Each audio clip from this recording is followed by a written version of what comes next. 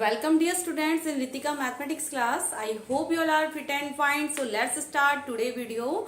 As our chapter 2 relation and function of class 11th maths is going on and we are doing types of function. So today video we will cover modulus function. We will understand what is the modulus function, its domain, its range and graphical representation. So let's start. So function is modulus function. The function is modulus function और we can say absolute valued function.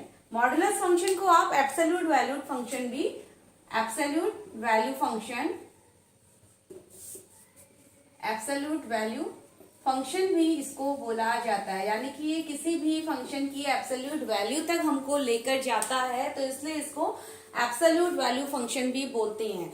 Now representation कुछ इस तरीके का होता है function, इसको हम y and modulus function को हम इस तरीके से रिप्रेजेंट करते हैं. यानी कि क्या इसकी आइडेंटिफिकेशन है, identification when we put a real number valued between two vertical lines.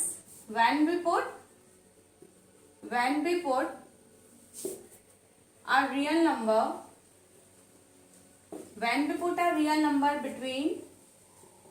between two vertical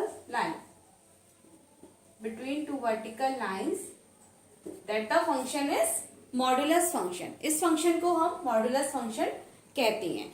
अब मॉडुलस फंक्शन आपके डिफरेंट टाइप्स के होते हैं. कैसे कैसे होते हैं देखिए. मॉडुलस फंक्शन के टाइप्स आपके क्या क्या होते हैं यहाँ पर.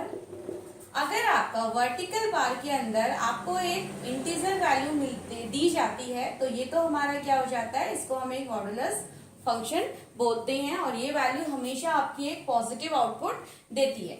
नाउ अगर इसके अंदर माना मैंने कोई एक कॉम्प्लेक्स नंबर, अगर आपके वर्टिकल बार के अंदर आपको एक कॉम्प्लेक्स नंबर मिलता है, तो इस कंडीशन में हमें मैग्नीट्यूड ऑफ कॉम्प्लेक्स नंबर मिलता है. Magnitude of complex number. ये मैं आपको बता रही हूं कि टाइप्स के अंदर, यानी कि वर्टिकल बार्स में अगर आपको नंबर, यानी कि वर्टिकल बार में आप रियल नंबर्स के अलावा complex number, set matrices and आप अदर नंबर्स को भी यहाँ पर रखते हैं, तो आपको किस तरीके से आउटपुट मिलता है. तो जब हमने एक रियल यानी कि इंटीजर वैल्यू को रखा था, तो आउटपुट हमारा पॉजिटिव एक वैल्यू हमें यहाँ पर पॉजिटिव इंटीजर मिलता है. कॉम्प्लेक्स नंबर के केस में आउटपुट हमें magnitude of a complex number मिलता है. इसी तरीके से अगर ए वेक्टर, यानी कि ये क्या है, ए वेक्टर, तो इस कंडीशन में भी हमें मैग्नीट्यूड ऑफ अ वेक्टर मिलेगा. देन अगर आपका मॉडुलस, इस तरीके से मॉडुलस फंक्शन के अंदर एक ए है और ये ए यहाँ पर आपका मैट्रिक्स को शो करता है, यानी कि मैट्रिक्स, तो इस कंडीशन में ये क्या हो जाता है, हमारे इनको हम डिटर्मिनेंट बोलते हैं. तो हमारा जो आउटपुट होगा वो डिटर्मिनेंट होता है.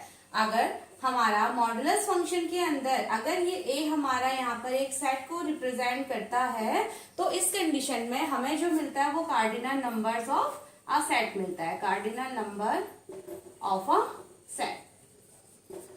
ये जस्ट एक टाइप्स ऑफ फंक्शन है. इनको आप समझेंगे जब आप इन पर बेस्ड न्यूमेरिकल्स को सॉल्व करेंगे. एंड फिलहाल हमने अपने इस चैप्टर पे मॉडुलस फंक्शन, यानी कि हमारा फोकस ओनली मॉडुलस फंक्शन यानी कि रियल वैल्यू नंबर के ऊपर रहता है. तो ये हमारा कुछ इस तरीके से इसका बेसिक इंट्रोडक्शन.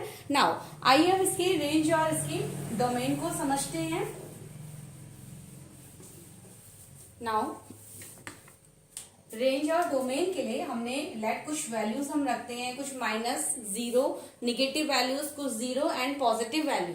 तो सबसे पहले अगर हम निगेटिव वैल्यू को यहाँ पर रखते हैं, तो मॉडुलस हमेशा उसको it becomes always positive output, यानी कि वो हमें हमेशा पॉजिटिव आउटपुट, किसी भी निगेटिव वैल्यू को हमेशा पॉजिटिव आउटपुट में बनाता है. तो हमारा आंसर यहाँ पर 2 रहेगा.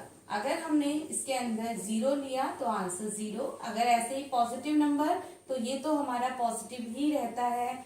माइनस का नंबर, तो ये भी हमारा एक पॉजिटिव बन के बाहर आता है. तो 5. देन कुछ पॉजिटिव नंबर्स हम यहाँ पर फिर रखते हैं. देन 9. यानी कि हम कुछ इस तरीके से यहाँ पर नंबर रखते हैं। तो हमें आउटपुट हमेशा, बट आपको मॉडुलस फंक्शन की कंडीशन में ये बात समझनी है कि और जो हमारा आउटपुट होगा इस कंडीशन में वो हमेशा एक पॉजिटिव आउटपुट आता है, यानी कि हमें यहाँ पर कभी भी एक निगेटिव आउटपुट नहीं मिलता। तो आप इस कंडीशन को देख लीजिए। कहने का मीन्स क्या है यहाँ पर, अगर हमारा देखिए कुछ इस तरीके से आप समझ लीजिए। तो पहले तो इसकी यानी कि देखिए हमारा मॉडुलस एक्स कुछ इस तरीके से हमारा यानी कि वर्क करता है, कुछ इस तरीके से एक्ट करेगा कि हमारा एक्स, अगर हमारे एक्स की वैल्यू ग्रेटर देन 0 है, अगर एक्स की वैल्यू टू कंडीशन में ग्रेटर और इक्वल टू 0 और ग्रेटर और लेस टू 0 है, तो फर्स्ट कंडीशन यानी कि इस कंडीशन में अगर x greater and equal to 0, तो इस कंडीशन में जो वैल्यू आती है वो x आती है।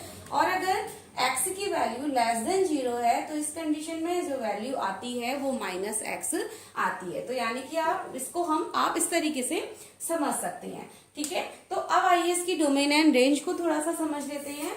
अब जैसे तो हमने ये देखा कि जैसे मैंने यहाँ पर पॉजिटिव आउटपुट रखा तो हमें पॉजिटिव मिला। अगर आप यहाँ पर मैंने -4 रखा है तो इसकी वैल्यू -x हो जाती है, यानी कि आप माइनस और -4 करके इसको सॉल्व करेंगे तो आपको पॉजिटिव आउटपुट मिलता है।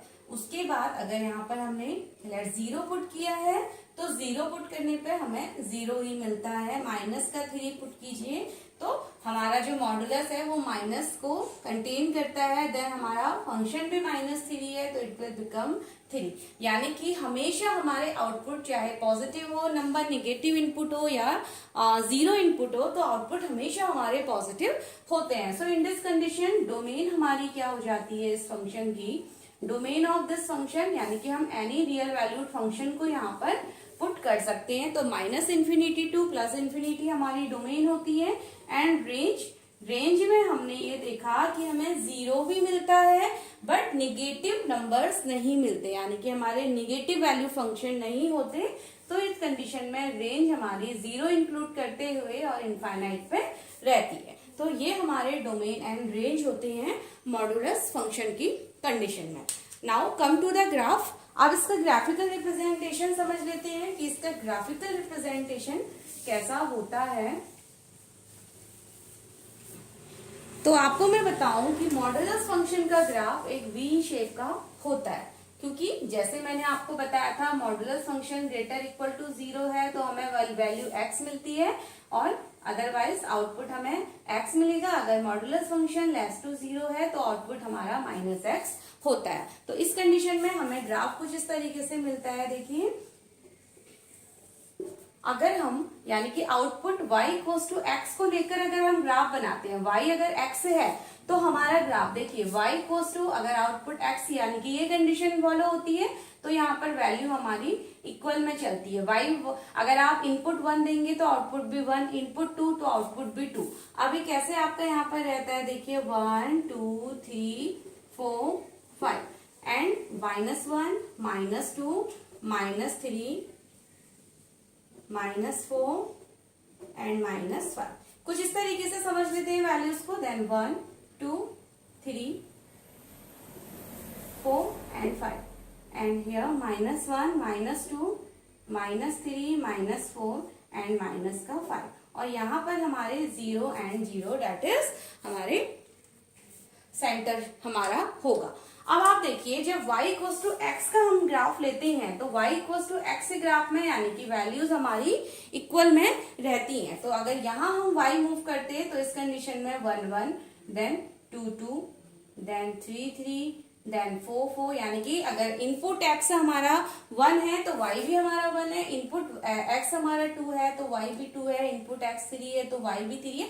तो यानी कि इस तरीके के हमें पॉइंट्स यहाँ पर मिलते हैं। नाउ अनदर साइड अगर हम y = -x वैल्यूज लेते हैं तो इस कंडीशन में क्या हो जाएगा, अगर हमारा इनपुट -1 है तो हमारा आउटपुट क्या हो जाएगा। यहाँ पर अगर इनपुट को हम 1 रखते हैं तो आउटपुट हमारा -1, दैट इज वाई इनपुट यानी कि -2। अगर हम इनपुट को 2 रखते हैं तो आउटपुट -2। तो इस तरीके से ये ग्राफ भी हमारा पैरेलल में वर्क करता है। देखिए x हमने x की वैल्यू अगर -1 ली है तो y की वैल्यू क्या, अगर x की वैल्यू मैंने 1 ली है 1 पे, तो y की वैल्यू हमारी क्या हो जाती है, y की वैल्यू हमारी -1, यानी कि इस तरीके से यहाँ पर भी वैल्यू हमारी चलती है। देन -2, देन यहाँ पर -3 एंड 3, देन -4, इस तरीके का। नाउ अब इस ग्राफ को अगर हम यहाँ से ज्वाइन करते हैं तो हमें एक वी शेप का ग्राफ मिलता है। तो this side this is y is equal to x and in this side the graph, ये हमारा y is equal to -x का ग्राफ होता है। इसको अगर आप ग्राफ शीट पे प्लॉट करते हैं चिल्ड्रन, तो आपको ये बहुत परफेक्टली वहां पर शो होता है। तो आप इस पॉइंट को ग्राफ शीट की हेल्प से आप इस ग्राफ को ड्रॉ कर सकते हैं, तो आपको एक वी शेप का ग्राफ यहाँ पर मिलता है। तो with this graphical representation our modulus functions has complete. तो आई होप कि आपको मॉडुलस फंक्शन के बारे में बातें समझ आई होंगी। So next function we will continue in next video.